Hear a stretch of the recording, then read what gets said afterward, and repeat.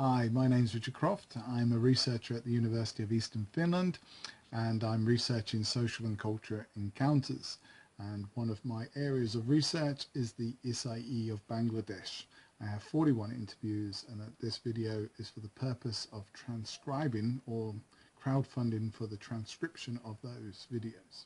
The costs for the 41 interviews to transcribe in full and in clear verbatim are €3,575. The costs will be managed by a Finnish Christian organisation that operates according to Finnish law. It has a license to fundraise and has legal responsibilities to pay appropriate taxes. This research started with a comparison of Messianic Jews and the Isai, and I'll be crowdfunding in another video for support for a further 140 interviews with Messianic Jews. So please consider supporting that too. I've decided to focus in this first stage of the research on the Isai first. Both of these identity formations, Isai and Messianic Jews, are the results of processes occurring in our postmodern world, which are allowing for new identity processes with cultural creativity and innovation, and as such are highly relevant and interesting.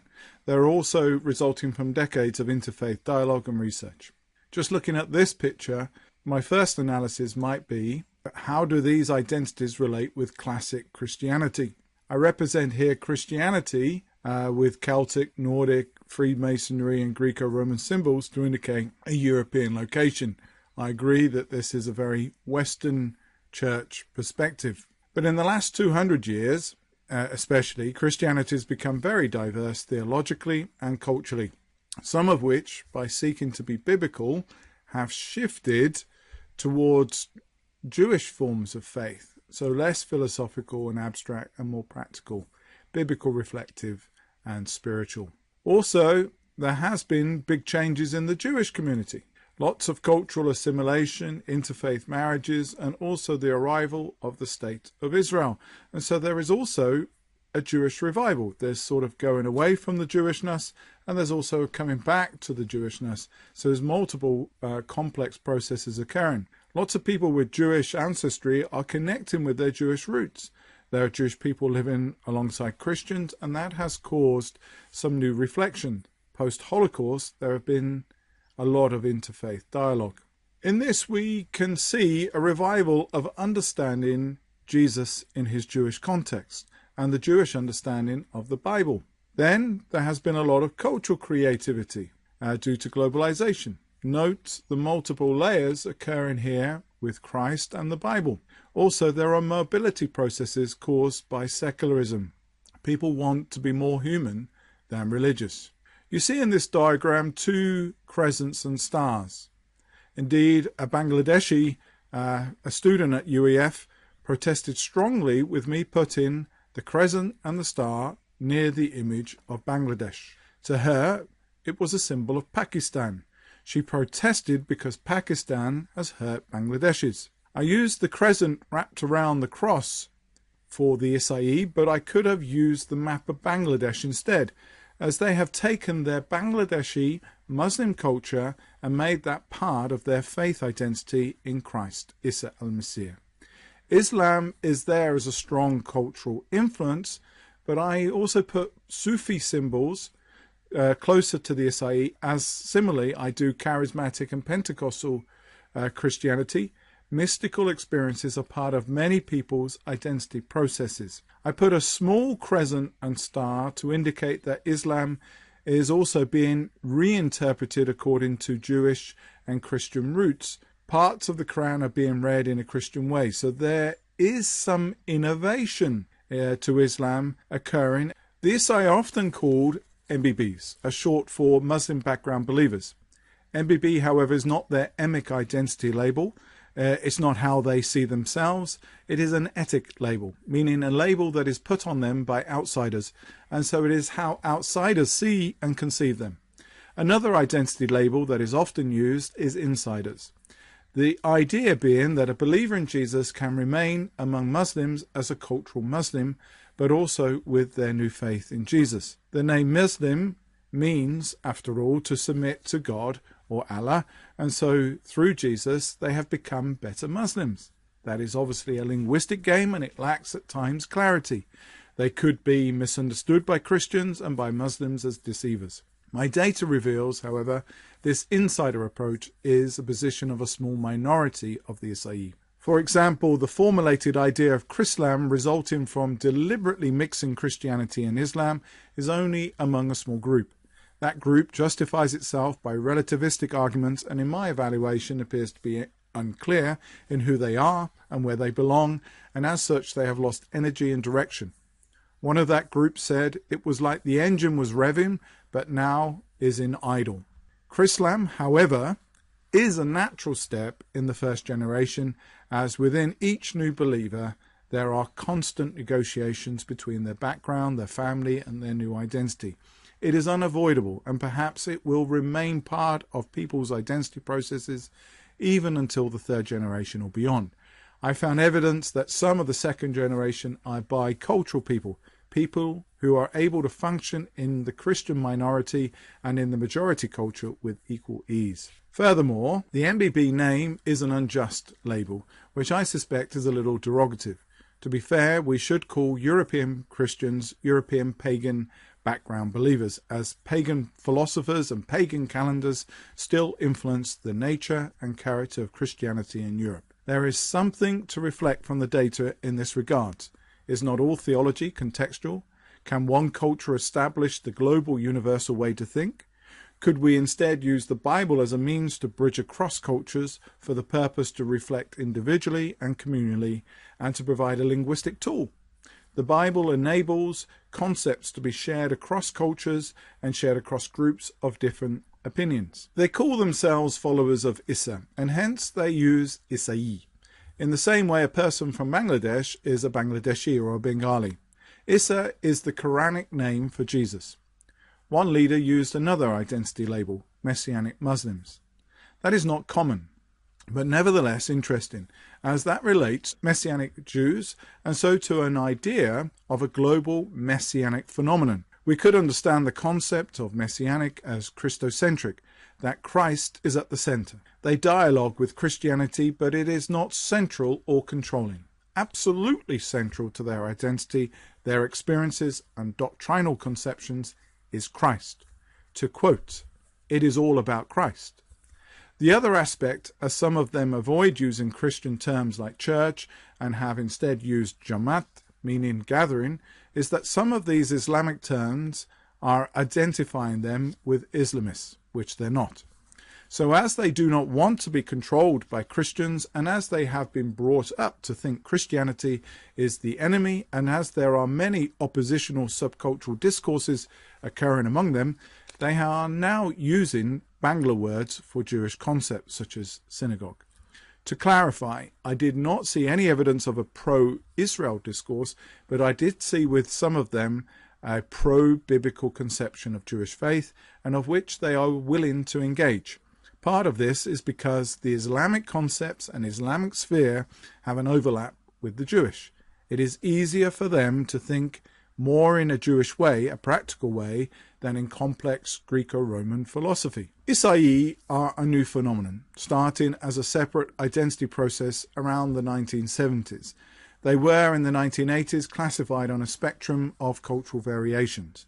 They formed from some emergent ideas occurring from counter-cultural hippie movement and Jesus movement, and these gave energy for new cultural processes such as MBBs. MBBs, Isai, have become a significant identity process occurring in our modern era. For example, I heard at a recent presentation from a Palestinian evangelical pastor that MBBs are now among the largest number of evangelical Christians in the Middle East. There they are occurring from reactions to wars, threats and terrorism, and in trends towards despondency to Islam.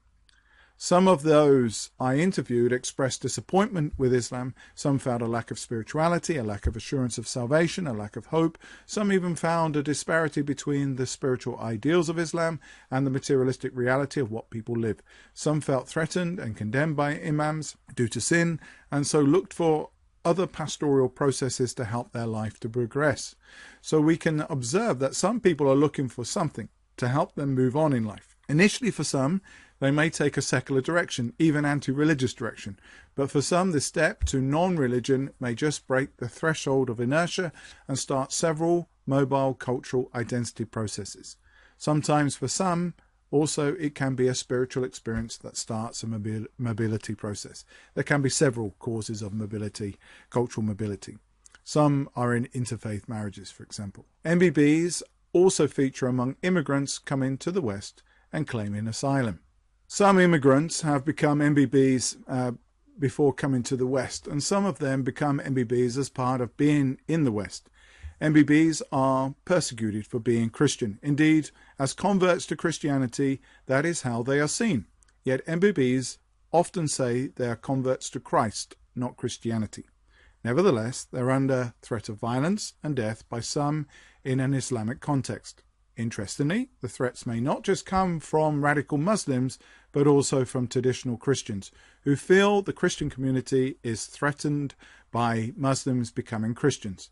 Christians may fear it will cause them harm, and so they may reject the MBBs or impose on new believers harsh social changes that can be damaging to individuals, such as changing their names, their friends, and even forcing distance from family. Even some Christians may force a linguistic shift, for example in Bangladesh, to the Hindu sphere of Bangla language that Christians use. So basically, historically, becoming a Christian meant turning one's life upside down, and of which is obviously not very nice psychologically. Indeed, that is one of the reasons for MBBs to form their own groups, that they have needed to find a safe place for themselves to explore their own identity as believers in Christ. In their groups, sharing the same background, linguistics, and culture, they have found a place to reason and negotiate identity together. This then is a good example of local democracy, utilizing tools of classic liberalism, of analysis, debate, and forming opinion for social cohesion. They're not liberal in a modern progressive sense, which is arguably not liberal but dogmatic. Liberal means to allow the other to speak and to engage their ideas. However, modern progressive social discourse is increasingly becoming part of Bangladeshi society. The interviews I've made are of their life stories, testimonies, how they view and construct their identity and how they relate with others in society and family. It is their grassroots opinion. My interviews include all of the 5 main groups. There may be other groups, but these are the main evident networks with their partner organisation, networks of groups and other ministries. Many of these networks have annual gatherings and publications. Some even have academic structures. The interviews include those in leadership. I would say I've met perhaps all the main key leaders, especially in the capital region. Some of the interviews include internal experts and a few local external views. Some of these Isai are highly educated and have given me their analysis. Some of the analysis is troubling and some of which is really encouraging. I have met ordinary participants too. I have interviews from a spectrum of ages, but I have not included children as that violates research ethics. I have purposely tried to gather equal numbers of men and women, but the ratio in the end was 30:11. The interviews were mostly done in English, as that is an official language of Bangladesh, especially amongst the educated. There were 2 interviews in Bangla, which I made in order to get an uneducated opinion. The role of English as a vehicle of globalization is a major factor in this research. In the past, people may have engaged such identity processes through reading literature or meeting a foreigner, and of which they would have used either Bangla or English. Now, though, through the internet, they have access to mobile cultural processes. On my research trips, I observed almost everyone in possession of smartphones, for example. The context for the Isai is of modernization trends occurring in Muslim countries. There is a secular Muslim discourse to the Isai. Indeed, most Isai look like ordinary secular Bangladeshis, meaning they look like those at the less religiously pious end of the scale. That is quite common in Bangladesh, due to wounds from Pakistan, a Muslim nation that hurt Bangladeshis during Bangladesh independence. This has caused some distance for some Bangladeshis to Muslim Pure Land thinking. Further, Islamic identity was forced on some people during the independence period, so for some it was just surface deep, not a faith of inner conviction. Many Bangladeshis are looking for ways to be progressive and engage the modern world. There is a discourse among Bangladeshis that they do not want to be immoral by becoming non-religious. In this way, we could understand some of the processes are an innovation of Islam. That is, by relooking at the roots of Islam and Christianity and bypass European Christianity, they have found a platform to innovate their culture. European Christianity is bypassed because of oppressive colonial history, but also because it is viewed suspiciously as immoral. So rather than destroy their own culture and import a suspicious social culture structure, they are making social constructions based on their background and through their own biblical reflections. That then is an interesting social constructive pedagogical process. They reveal that in a multicultural society, people engage the other, interpret the other, and incorporate aspects of the other into their own identity processes. This then relates to multi-religious identities, trans identities, new religious movements, interfaith marriages, etc. One interesting area of rich exploration in the data is the place of mystical spirituality, which is shared by mystical Muslims, Sufis, which feature strongly in Bangladesh, and Pentecostal and charismatic mystical experiences, which also brings up some Kabbalism aspects. That is to say, faith is more a practical, everyday mystical experience rather than a philosophical, abstract doctrinal structure. Global evangelical emergent processes have provided, in part, the context for these new identity processes.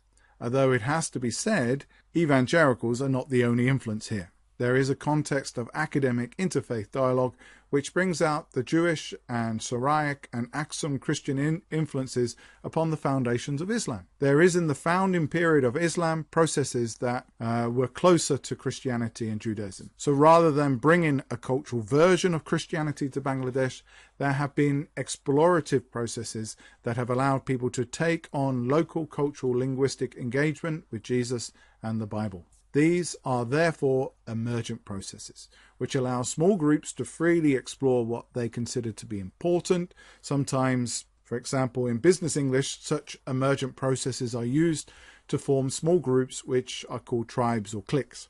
They are formed by large organizations which find in themselves difficulty to adapt and change, and so they engage the complexity and volatility of global trends by allowing small groups to do new things in those trends. In this way, MBBs, Isai, are just religious versions of these ways to deal with our complex world. Why do the Isai use Quranic linguistics? Basically, to put it simply, it is familiar to them. The Quran, unlike later Muslim traditions, is a bridge to the Judeo-Christian sphere. Isa, Jesus, is the Spirit and Word of God. He's the Messiah. The Bible is referred to in the Quran as the Torah or Torah, the Injil or Evangel, and the Zabur or the Psalms, and so parts of the Bible are sacred books to Muslims. New Bible translations have enabled people to have access to the contents of these often neglected books by Muslims.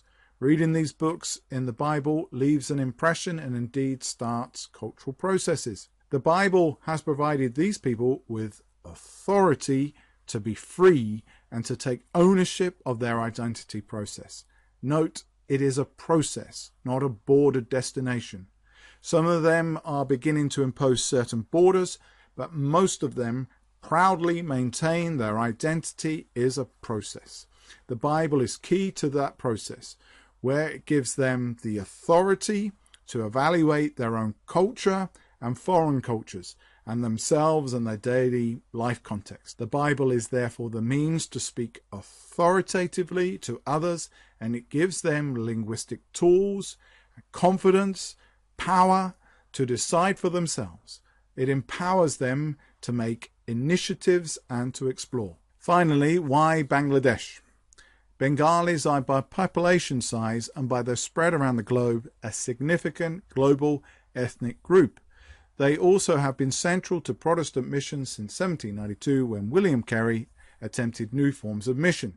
So instead of conquest and forced social cohesion over a particular territory, Carey undertook a more Jewish approach. Bible translation, meeting houses, schools and hospitals.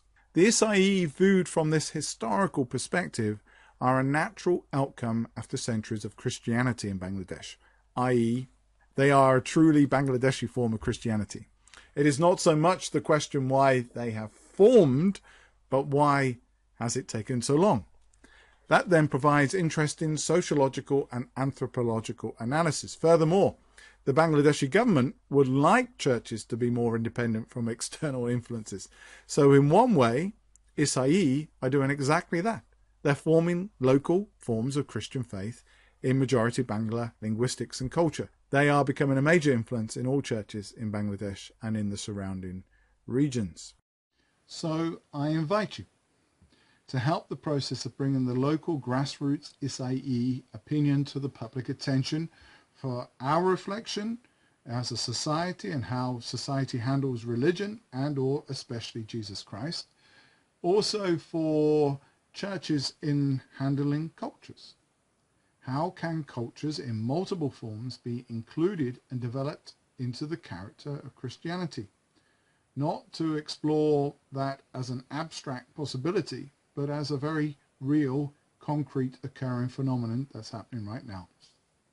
The way Christianity is now is not the way it was, nor will it be the limitation on how it will become in the future. Christianity is not a timeless, unchangeable, but a constant process that we share for a time with the one who is timeless. Furthermore, there are massive cultural changes occurring at present, and engaging those changes into liberal, democratic processes, I believe, is fruitful for future global cohesion.